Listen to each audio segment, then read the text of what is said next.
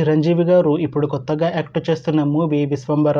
అయితే చిరంజీవి గారు ఈ విశ్వంబర మూవీకి ముందు లాస్ట్ యాక్ట్ చేసిన మూవీ బోలాశంకర్. అయితే బోలాశంకర్ మూవీ రిలీజ్ అయ్యి 2 ఇయర్స్ అయిపోయింది.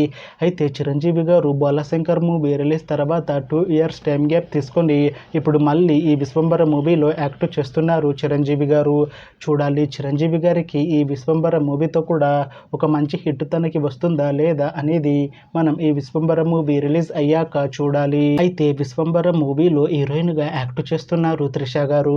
అయితే త్రిష గారు ఈ విశ్వంబర మూవీకి ముందు లాస్ట్ యాక్ట్ చేసిన మూవీ గుడ్ బ్యాడ్ అగ్లీ. అయితే ఈ గుడ్ బ్యాడ్ అగ్లీ మూవీ ఈ మధ్య రిలీజ్ అయ్యి మంచి హిట్ అయింది.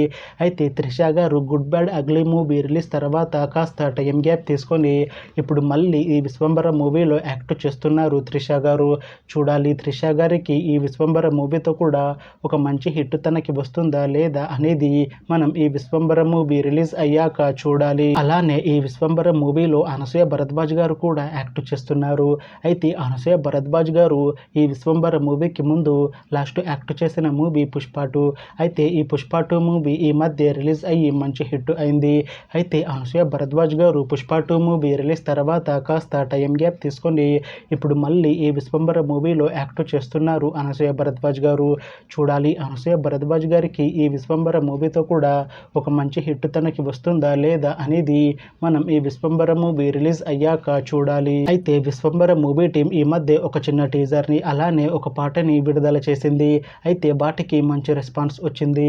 అయితే ప్రస్తుతం విశ్వంబర మూవీ టీం షూటింగ్ లో బిజీగా ఉన్నారు. అయితే ఈ విశ్వంబర మూవీని ఈ అక్టోబర్ 18న రిలీజ్ చేసేలా ప్లాన్ చేస్తున్నారు మూవీ టీం.